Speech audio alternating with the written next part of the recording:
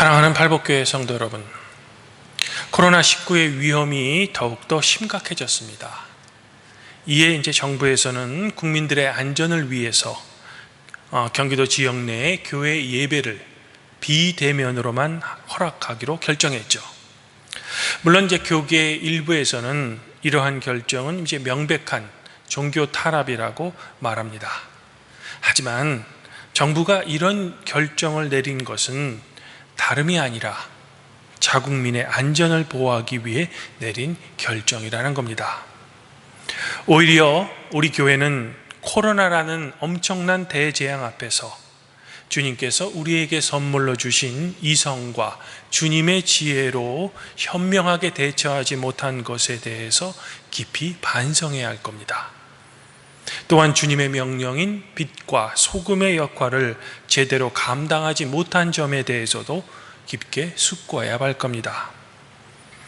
이에 저희 팔복교회는 정부의 사회적 거리 두기에 동참하기 위해서 이번 주는 지난 3, 4월처럼 본당에서 모이는 주일 공동 예배는 휴회하고 가정 예배로 전환하기로 결정했습니다. 이러한 결정은 세상과의 타협도 아니고 또한 믿음의 후퇴도 결코 아닙니다. 어떤 의미에서는 복음의 정신에 걸맞는 결정일 수도 있다는 겁니다. 오늘 사도 바울은 사도서관문인 로마서 12장 1절에서 그러므로 형제들아 내가 하나님의 모든 자비하심으로 너희에게 권하노니 너희 몸을 하나님이 기뻐하시는 거룩한 산제물로 드리라. 이는 너희가 드릴 영적 예배니라 라고 권면했는데, 이 말씀에 따르면 진정한 영적 예배는 장소에 국한을 받지 않는다는 겁니다. 즉 주일에 성도들이 예배당에 함께 모여 예배를 드리는 것뿐만 아니라 그 장소가 가정일지라도 우리 성도들이 진정으로 예배를 드리면 그 예배 또한 진정한 영적 예배가 된다는 겁니다. 그러므로 성도 여러분들은 가정에서 예배를 드린다 할지라도 예배당에 함께 모여 예배를 드리는 자세로 가정 예배를 드리시면 그것이야말로 바로 진정한 영적 예배가 되는 겁니다. 또한 그 예배에 주님께서 반드시 함께 해 주실 겁니다. 지금 이 시점에서 제가 더욱더 염려가 되는 것은 이러한 가정 예배로의 전환이 저희의 예상보다 조금 더 길어질 가능성도 충분히 있다는 겁니다. 만일 그렇게 되면 교회에서 성도 여러분들에게 안내 문자 등을 보내도록 하겠습니다. 부탁드리는 것은 그렇게 되지 않도록 정부의 방역 지침을 잘 지키시면서 국가와 사회를 위한 기도를 멈추지 마시기를 부탁드립니다. 그것이 우리 그리스도인이 해야 할 의무가 되는 겁니다. 그러면 이제 여러분께 제가 사도의 인사를 드립니다. 하나님 우리 아버지와 주 예수 그리스도로부터 오는 은혜와 평강이 가정에서 가정 예배를 드리시는 팔복교회 성도 여러분들과 함께 하기를 바랍니다. 성도 여러분, 오늘 복음서 말씀인 마태복음 16장 13절부터 20절은 우리 개신교회에게는 특별히 중요한 말씀입니다. 왜냐하면 18절 말씀인 내가 너에게 말하노니 너는 베드로라. 내가 이 반석 위에 내 교회를 세우리니 음부의 권세가 이기지 못하리라 라는 이 예수님의 말씀에 대해 저희 개신교회와 로마 카톨릭의 해석이 완전히 다르기 때문입니다. 즉 오늘 말씀은 교회란 무엇인가? 조금 어려운 신학적 용어로 바꾸어 말씀드리면 교회론에 대한 말씀입니다. 지금 이 시대에는 교회가 사람들에게 매우 지탄을 받는데 이러한 시대를 살고 있는 우리 개신교인들에게는 그 중요성이 다시 한번 강조되는 말씀이라고 할 수 있는 겁니다. 먼저 카톨릭의 해석을 제가 소개해드리면 다음과 같습니다. 오늘 말씀 중 너는 베드로다. 이 반석 위에 내 교회를 세우리니 음부의 권세가 이기지 못하리라. 내가 천국 열쇠를 너에게 주겠다라는 예수님의 말씀처럼 천국 열쇠가 수제자인 베드로 한 사람에게 맡겨졌다고 믿습니다. 그래서 베드로의 후계자라고 믿는 교황이 머무는 로마 바티칸 성당에 가보면 그 성당의 광장에 이제 열쇠를 가지고 있는 베드로의 동상을 볼 수 있는 겁니다. 즉 예수님의 말씀 액면 그대로 베드로에게 천국 열쇠를 맡겼다라고 해석하는 겁니다. 또한 베드로라는 이름의 뜻이 반석이므로 베드로 위에 교회가 세워졌다고 로마 카톨릭 교회는 믿는 겁니다.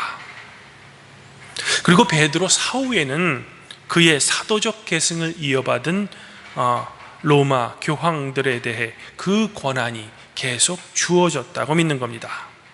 또한 이런 사도적 계승은 주교의 손의 안수를 통해 신부들에게 전해지고, 이러한 신학적 이유로 카톨릭 신자들이 신부에게 고해 성사를 할 때 죄 사함의 권한이 있는 신부들을 통해 죄 사함을 받을 수 있다고 믿는 것입니다.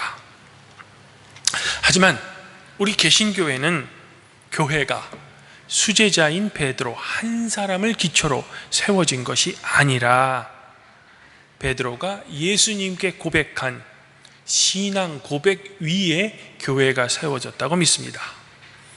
이러한 이유는 예수님께서 오늘 말씀의 첫 부분에서 너희는 나를 누구라고 하느냐라는 질문에 대해 베드로가 주는 그리스도이시며 살아계신 하나님의 아들이십니다 라는 고백 뒤에 예수님께서 천국 열쇠를 준 것을 근거로 삼습니다.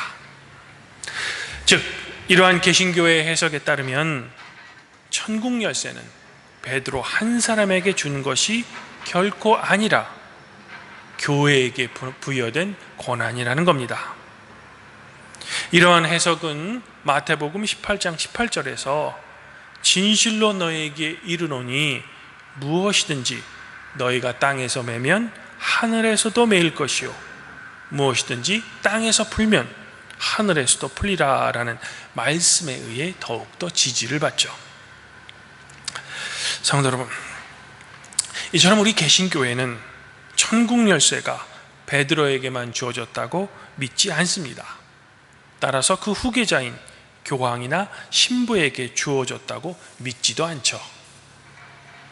그러면 죄사함의 권한의 천국 열쇠는 누구에게 주어졌는가?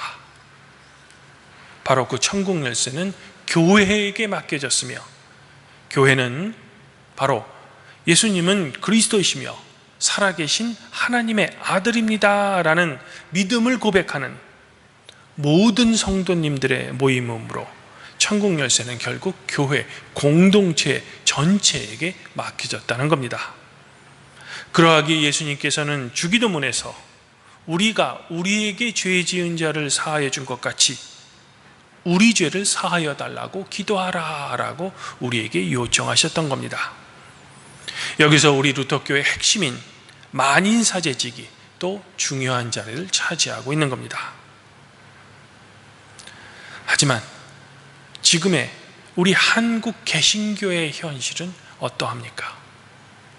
즉 천국 열쇠가 교황도 신부도 아닌 교회 공동체에게 맡겨졌다는 것을 굳게 믿는 우리 개신교인들임에도 불구하고 여전히 종교개혁자였던 루터가 그렇게도 공격했던 사제주의, 즉 안수받았다고 스스로 자부하는 개신교 목회자 한 사람에게 교회 공동체 전체가 좌지우지되고 있습니다.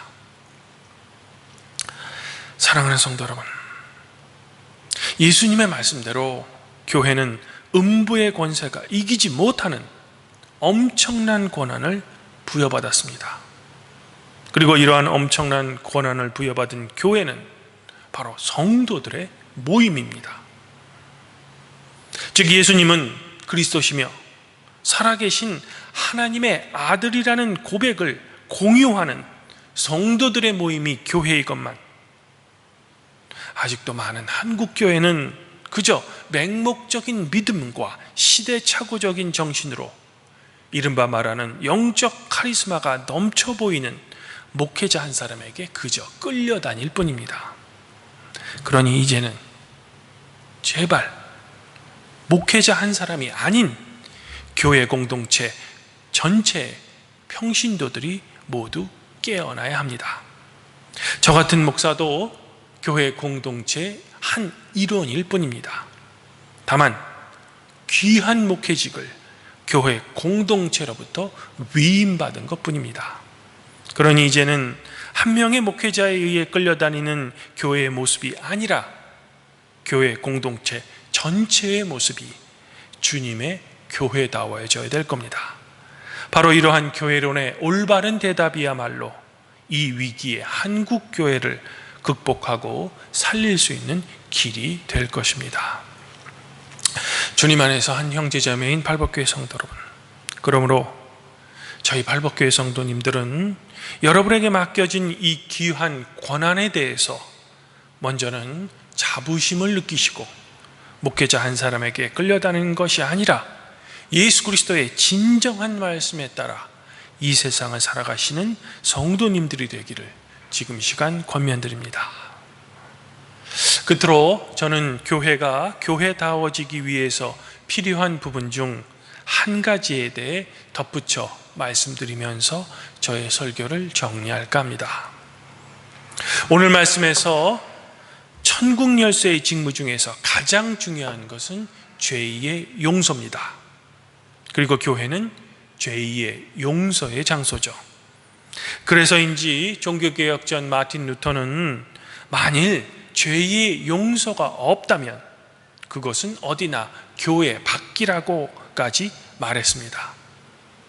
하지만 이 말이 교회가 모든 죄를 용서해야만 하는 곳이라고 생각해서는 안 됩니다. 만일 교회에서 죄의 용서가 그렇게까지 중요한 것이라면, 즉 이 말을 뒤집으면 교회는 그만큼 죄에 대해서만큼은 민감한 곳이라는 겁니다. 결국 좋은 것이 좋은 것, 모든 것이 은혜라는 이름으로 그저 퉁쳐지는 것이 교회가 아니다라는 겁니다. 어쩌면 교회법이 한 대형 교회의 결정에 따라 무시되고 교계의 권력을 소유한 일부 목회자들에 의해 좌지우지되었던 것이 우리 한국교회의 위상과 권위를 땅에 떨어지게 한 이유인지도 모르겠습니다.